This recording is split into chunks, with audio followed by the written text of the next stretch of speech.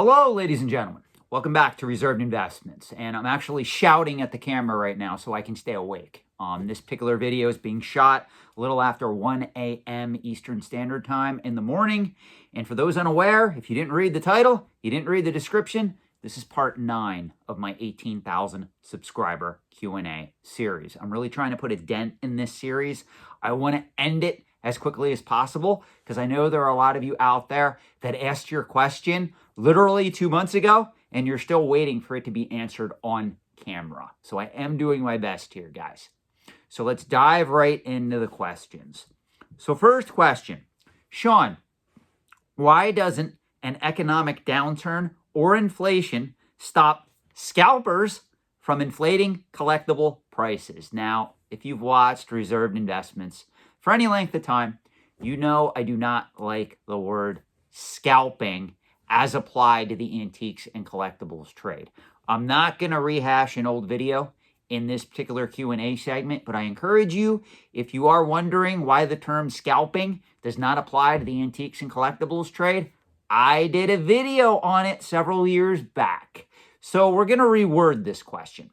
We're going to change the wording to, why doesn't an economic downturn or inflation stop resellers from inflating collectible prices? Because it's all about supply and demand.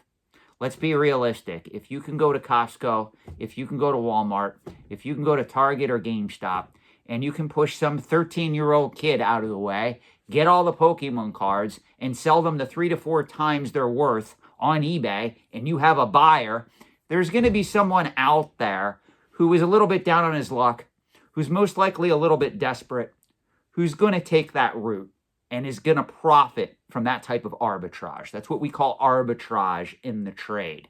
Meaning there's a company, the Pokemon company, they're putting out products. They're not making enough of those products to satisfy demand. So third-party sellers, i.e. in your term, scalpers, in my term, resellers, are coming into the market. They're buying up the product. They're putting them on eBay, other auction sites, other online platforms, and they're profiting from the difference. Obviously, as long as there is enough demand for that to continue, it will continue. Now, there's 2 ways that we could potentially deal with this problem. Number 1, demand for Pokemon products eventually subsidizes, meaning it decreases, and as a result, things return to normal. Or number 2, the Pokemon company themselves, they increase production and oversupply the market to absorb that extra demand for these products. So this is really an economic equation. It's basic supply versus demand. Now that said, if we would hit a tremendous downturn in the overall economy where a large portion of people were out of work, like if we would hit like a 1929 Great Depression scenario, obviously people would have less disposable money to spend on products like Pokemon, and as a result, demand would fall naturally. So that is how we have to look at this. It's simply a problem, a question of economics, basic supply versus demand. And you can apply this to anything, not just Pokemon. This could be applied to certain Lego sets that are just retiring. This could be applied to what's going on right now with the frenzy with people trying to pre-order the Nintendo Switch 2 system and related games. That right now is a simple supply and demand equation where demand right now is off the charts to the point where Nintendo is putting out notices saying, hey, we may not be able to meet all the demand when this system launches in June of 2025. So that's really where we're at. Next question. Sean, as baby boomers die, downsize, etc., what collectibles market will be flooded the most with fresh inventory? Okay, this is a great question. This is key to understanding the dynamics of the collectibles marketplace. Always remember, for an item to have organic collectability over the long term, it must be collected and coveted by more than just one generation. So if we look a lot of the items that baby boomers coveted, Lionel toy trains. If we look at other items like 60s toys, Mark's toy play sets, Western toy collectibles, A lot of those items are not being actively collected or pursued by younger generations of collectors. As such, those prices have already started to fall, and as more supply comes onto the market, again, simple economics, if demand's not there, prices are going to fall further. So that's the problem we have. Now, there are certain collectibles that we know of that were coveted by baby boomers that younger generations are flocking to. Mainly if we look at what's happening right now in the rare coin, in the currency realm, also in the comic book realm, certain other vintage toys, those particular items are being actively sought by younger collectors. Now, for those unaware, after the baby boom generation comes my generation, Generation X.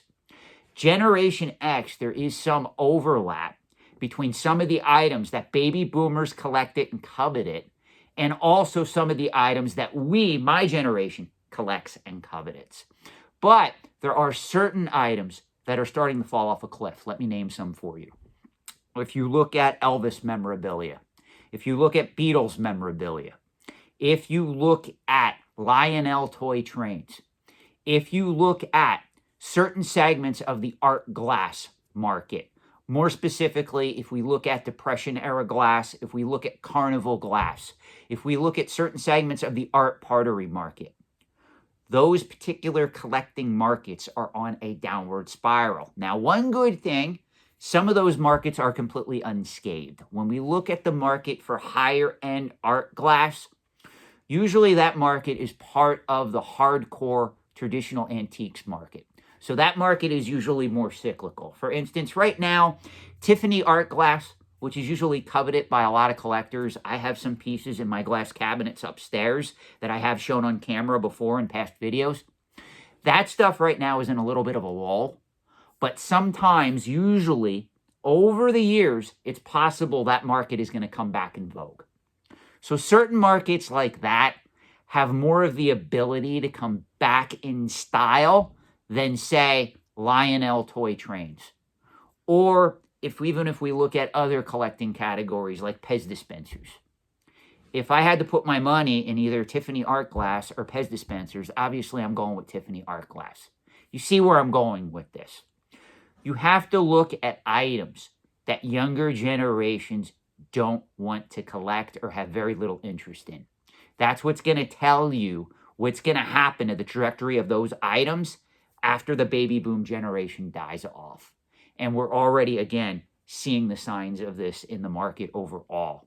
Now, I will get into discussions with people, heated discussions sometimes, because there are certain Lionel toy trains that sell for a premium.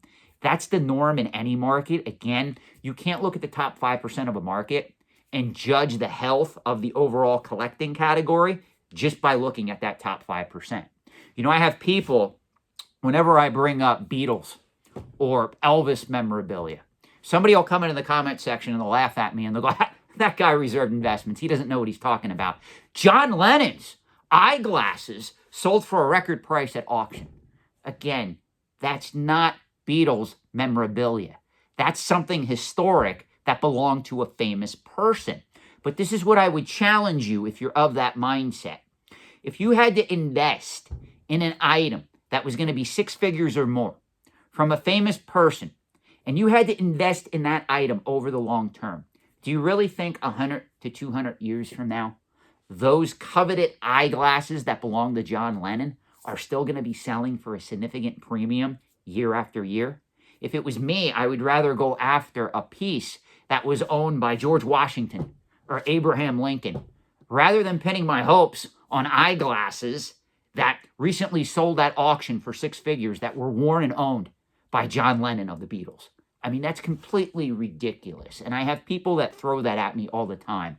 Or else they'll bring up an item or a piece of clothing that Elvis Presley wore or owned, and they justify that for Elvis having extreme collectability that's going to continue well into the future. 200, 300 years from now, are people going to care about Elvis Presley? Some will. Mozart's still known. Beethoven is still known. That said, I would not want to invest in that type of item when there's other better investments to go after from significantly more historically important people, again, like George Washington or Abraham Lincoln. So you have to look at these markets from an unbiased perspective, looking at them as a whole, not individual segments because you happen to like Elvis Presley, or you happen to like John Lennon, or you happen to like Lionel toy trains. And right now I'm seeing a lot of people get defensive every time I bring up some of these collecting categories that are starting to decline, that are starting to die out. And that really bothers me because, again, I don't have a bias one way or another for a lot of these items. I just report the market as it is. Look, if you want to put your money in this stuff, that's all on you. If you want to convince yourself it's an investment, in certain instances, you can make money in these markets. I'm living proof. I have 20 to 30% of my net worth tied up in antiques and collectibles at any given time. So yes, you can make money in these markets, but just understand, when we talk about investing as a whole, whether it's antiques, collectibles, financial assets, real estate, gold, silver, cryptocurrency, you are aware certain investments are better than others. And if you really do market analysis, if you do market research, and you're really not biased, you will see that some markets outperform others over the long term. That's where you want to put your money into if you are truly engaged as an active investor and not just have a bias towards one item or another and want to spend money and then legitimize it by calling it an investment. Please don't get caught into that trap. Next question. Sean, what do you think of original comic art of key issues like first Deadpool interior page and or first Black Cat cover fetching 1 million or more at Heritage? Okay, this is another controversial talking point. Look, it doesn't matter at the end of the day what me, Sean, Reserved Investments, thinks of the original comic art market, or the fine art market, or the Pokemon market, or the vintage video game market. The market's going to do what the market is going to do. What I do in this channel is I teach you guys to take a step back and analyze these markets from a fundamental perspective so that you don't get sucked into the hype, so you don't get obsessed with FOMO, fear of missing out. And I think I do a very good job at this. This is why I get into so many heated discussions with some of you guys that tell me, Sean, I don't trust the stock market. I don't trust any of that stuff because I think it can be manipulated. So I'm going to fill my house with gold bars and I'm going to invest in cryptocurrency. And what is it that I always tell you guys? Yes, it's true. You can invest in items in physical form, but you cannot control the market for those items. And this is what everybody gets wrong. Just because you own a Pokemon card does not mean you have control over what the Pokemon market does, either now in the short term or over the long term. You need to realize this. So how does this apply to the question that you just asked? Well, first of all, I understand the logic as to why somebody, especially from my generation, would want to pay $1 million for a piece of original comic art. However, from the perspective of somebody who is educated in the antiques and collectibles trade, I have to tell you guys that, and this is something you're not going to want to hear, original comic art is not on par with fine art. So if I was to spend $1 million in this market, it would not be on a piece of comic art. It would be geared towards fine art or contemporary art. And that upsets a lot of people. And let me expand on this further. It's not me who comes up with these assessments. This is pretty much how the art collecting and investing community views these markets from a fundamental and investment standpoint.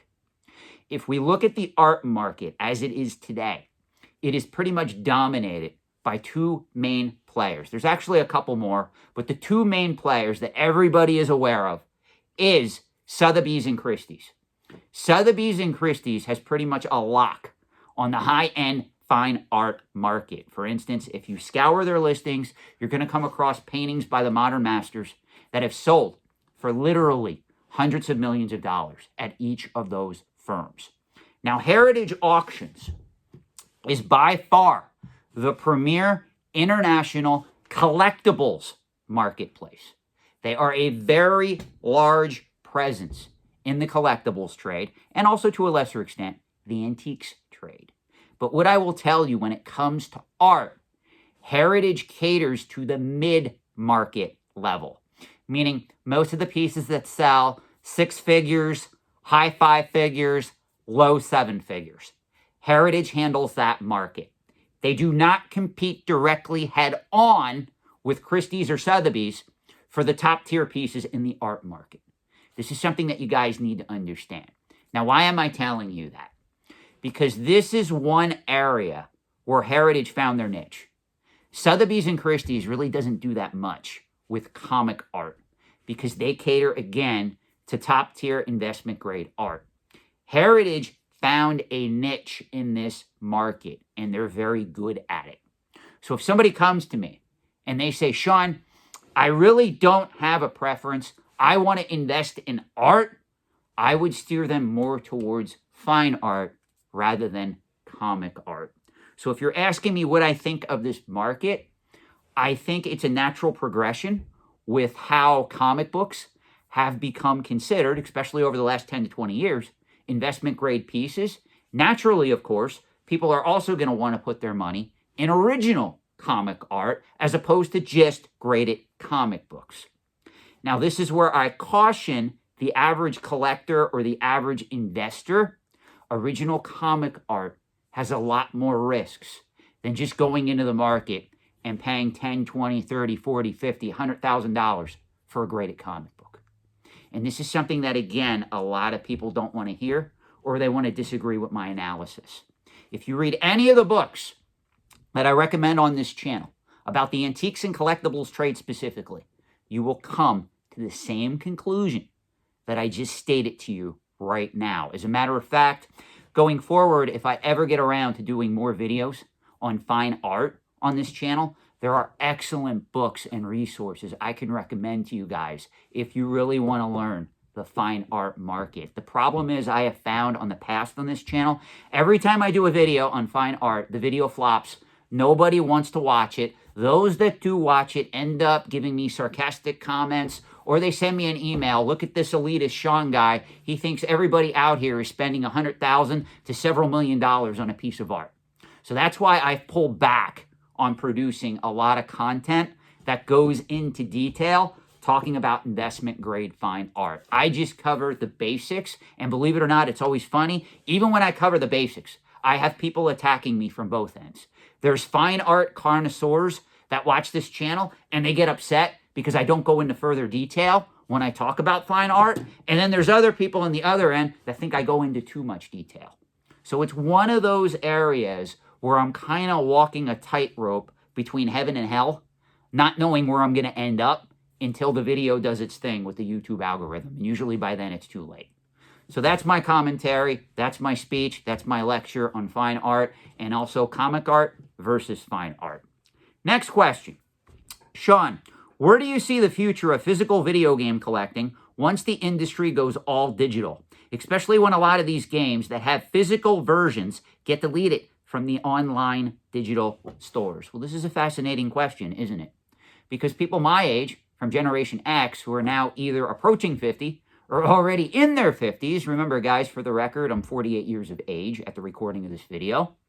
All of us remember a time before the internet where you had to go to the store, you had to buy a cartridge usually, you took it home, you played it, and there was no online version. There was nothing left to download. You didn't have to connect the video game system to the internet. It just was. You plugged it into the TV, you plugged it into the wall, you plugged in your favorite controller, and there you were. You were good to go. So somebody like me, I am very nostalgic for that time period. And so are a lot of people my age. As a matter of fact, if you watch any of the other videos on this channel where I talk about my experiences with shopping back in the 1980s, back in the 1990s, going to the store and actually going into an arcade or into an electronics boutique and buying some of these awesome games that we now covet, those experiences really shaped my life. It shaped who I am. As a matter of fact, to this day, I still go to the same mall that I bought a lot of those games in when I was a kid, the King of Prussia mall. I talk about this all the time. So for somebody like me, this has a lot of importance and significance.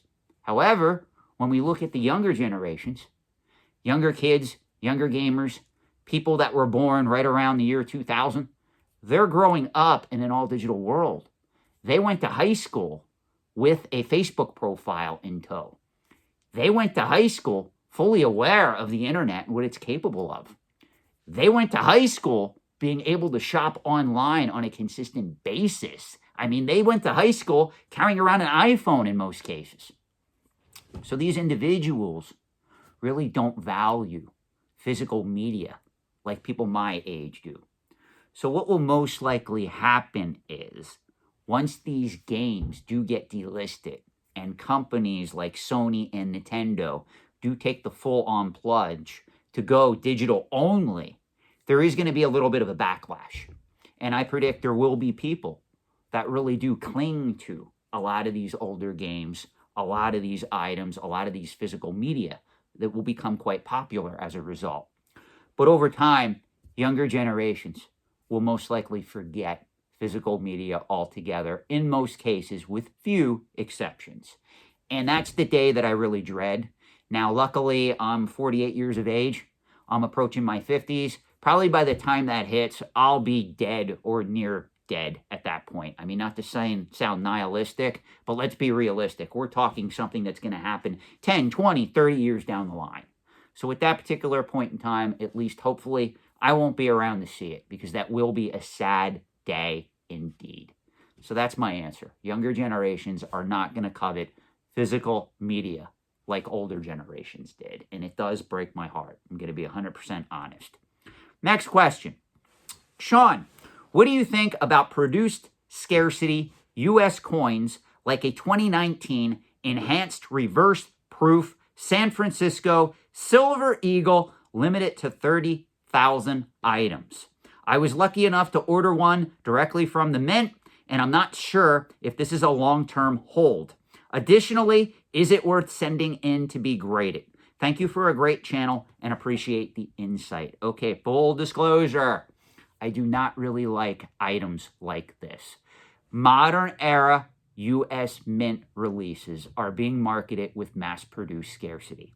Now, you can make an argument. Even more than 100 years ago, people bought specialty-proof coins from the U.S. Mint, and today those items are worth a small fortune in certain cases. They do sell for a premium, especially if they are third-party graded, CAC stickered, the whole 9 yards. I have certain valuable proof coins, specifically proof gold coins, in my collection that do sell for a premium. The problem is there's more people buying this stuff and hoarding it as a quote-unquote investment today in the year 2025 than they did in, say, 1885. So that makes all the difference in the world. And that's why I do not like modern era coin issues being purchased solely as an investment, meaning a numismatic investment. I'm not talking about people that go into the market and try to buy modern era silver eagles, gold eagles. They put them in a safety deposit box because they think one day, it's all going to go to zero, and that gold or that silver that they're hoarding is going to save them from financial catastrophe. Look, those people are on another planet. If they want to believe that, if they want to do that, that's fine. And again, I'm not against owning gold and silver as an investment either, provided it's done in a good, proper way. More on that in an upcoming video. But what I will say is, I do not like most of these modern era mint products that are being marketed in this fashion. Now, to be fair, there are some of these issues, even if you go back all the way to just 2000 and you look at some of the offerings from the mint, some of those items have gone up in value. There are some that sell for a significant premium. But I am going to state this, and I know this is going to sound a little bit cruel.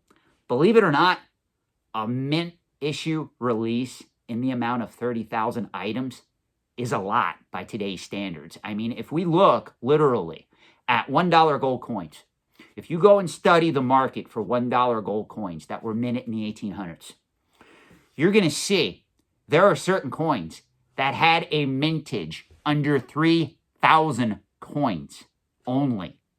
And some of those issues only sell for $2,000, $3,000, or $4,000 on the secondary market today. In my opinion, that is a much better investment than an item like this. Now, I know you didn't pay anywhere near thousands of dollars for this piece, but I'm just using that as an example. The U.S. Mint producing this and saying they only limit it to 30,000 pieces. That's still a lot of these items that were made available, especially given the fact that most coin collectors, especially U.S. coin collectors, we go after the vintage stuff. We don't go after the modern era stuff. So I guarantee you, every single one of those 30,000 coins that were minted, that you now own, everybody kept them in spectacular condition. So you're asking me, is it worth to have that item graded? What I would do, I would tell you to do some market research. I'm going to tell you right now, you probably do not have a 70 grade. You probably have a 69 or maybe a 68. If you look at the price of that item, you subtract the grading fees, that's how you can tell if it's worth grading. I would honestly tell you, and again, this isn't investment advice. This is, if you want to take this advice, you can. If not, you may regret it down the line if you do or don't. But I would personally sell this item the minute I could get a profit, and I'd put it into something else. I do not like items like this for long-term investment. That's my answer. Again, you do you. If you really love the item, you want to own it, the value shouldn't matter. But if you're attempting to invest in an item like this, I would tell you to use caution. On an item like this, immediately if you can make a profit, you sell into the hype, you take that profit and you put it into something else. You keep the money moving. You do not keep an item like this for investment purposes, all things being equal. We're going to take some more questions here, and I want to warn you guys, I saved these questions to the end of this particular segment simply because they are all on Pokemon. So we're going to go through rather quickly because I feel I spent a lot of time during this Q&A series in particular already talking about my thoughts on the Pokemon market. So here we go. Sean, why do you think Pokemon has proven to be the top IP for almost 30 years now and maintain its significant high demand? Okay, once again, you are fully incorrect in this statement. Pokemon has not been the top IP for almost 30 years. I did a video on this. If we get in my DeLorean time machine, we go back to the year 2005, which was exactly 20 years ago today, roughly, you will see that Star Wars was the most profitable IP and the #1 IP in pop culture history at that point in time. Pokemon was able to come up from behind and overtake a lot of pop culture collecting categories and become the #1 IP, thanks in part to the advent of Pokemon Go, thanks in part to the pandemic, thanks in part to demand and popularity of Pokemon exploding the last few years. Pokemon was not the #1 IP for 30 years straight, like a lot of the Timmies, Kimmies, and Poindexters that come into the comment section and completely recite with no factual evidence. If you do market research, Pokemon really exploded with the advent of Pokemon Go, and everybody thought it would be a passing fad. It wasn't at that point. It gained an even more popularity as time went on, and this was bayoued by the pandemic. When people were stuck indoors, when people were sending anything that wasn't nailed down to get graded by any grading company, PSA had to literally close off submissions, Pokemon went through the roof and demand still continues. Now, does that mean that demand is going to continue like this indefinitely? Most likely not. As a matter of fact, Rudy Without Investments just did a video on this where he talks about this. Will Pokemon outperform the S&P 500 going forward? I'll tell you this right now. Most likely not if we look 20 years into the future. Will certain segments of the Pokemon collecting community of the trading card game outperform the S&P 500 over the short term, over certain segments of the economy, over economic growth? Yes, but it's not going to be like it was. At some point, this has to end. And a lot of you have your head up a proverbial Charizard because you don't see the forest through the trees. You don't smell your own shit on your knees. I just quoted Marilyn Manson, the beautiful people. Don't get me wrong. I love all of you Pokemon people out there. You're very passionate. I myself hold a position in vintage PSA 10 graded Pokemon cards. So obviously, I see the legitimacy. I see the popularity of that franchise continuing. But I don't think it's going to continually go in this direction, this bull market that we're experiencing indefinitely. I don't know how many times I have to state that on this channel. Eventually, this too will pass. Make no mistake. Next question. Sean, what do you think the outlook for demand is in the coming decades for Pokemon? Will it maintain its demand at the current level, increase, or fall off? I just answered that. Eventually, it cannot sustain this level of excitement. It cannot sustain this level of exponential growth continuously. There's going to be a catalyst that comes into the market and changes its trajectory, or another collecting category is going to catch fire and is going to overtake Pokemon. And a lot of the people that are investing in this market are just going to jump ship and go into that market. Because a lot of these people have FOMO. A lot of these people do not understand how the antiques and collectibles trade operates over the short term and over the long term. Investing in general takes a lot of patience and it takes a lot of understanding. A lot of people, unfortunately, confuse trading with investing. Investing is passive. Trading is active. If you are truly investing, you are just putting money somewhere and just letting it go. You're not touching it. You're not even thinking about it. That's why I tell you guys, go and get yourself an S&P 500 index fund for the long term. Add to that position every week, every month, every year. Do that for 20 to 30 years. Don't touch it at all. And I assure you, you will have money. You will have something in that 20 to 30 year span. It's very simple. That's how this works. Most people, believe it or not, can't do that. That's why most people live paycheck to paycheck. I just speak the truth. You have one final question here about Pokemon. Finally, do you think kids today will be as interested in Pokemon when they are in their 20s and 30s? The answer is yes. It is a nostalgic item that has true organic collectability. But that doesn't mean just because somebody's interested in something 10, 20 years out, it's going to ignite massive demand where prices are continually rising exponentially.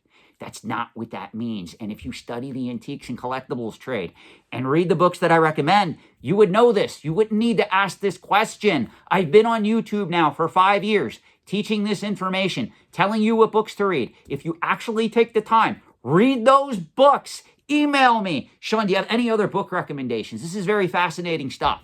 That's how you learn. This is designed to be interactive. You can't just sit here, look at me on the screen and go, look at that crazy guy who's almost 50 talking about Pokemon like it's going to go to zero. That's not what I do here. I teach you how to analyze these markets. I give you homework in the books I tell you to read. And hopefully, if you read that information, if you seek out the experts that I talk about on this channel, you will have a much better understanding, a much grounded understanding as to how these markets work, say it with me, over the short term and over the long term. With that being said, this concludes part 9 of the 18,000 subscriber Q&A series. Rest assured, there's going to be a part 10, and there'll probably even be a part 11. Let me know your thoughts in the comment section below. I have to go have some caffeine-free herbal tea so I can calm myself down, so I can go to bed, because it is now 2 o'clock in the morning and I have yet to sleep. Thank you so much for watching. Have a great night.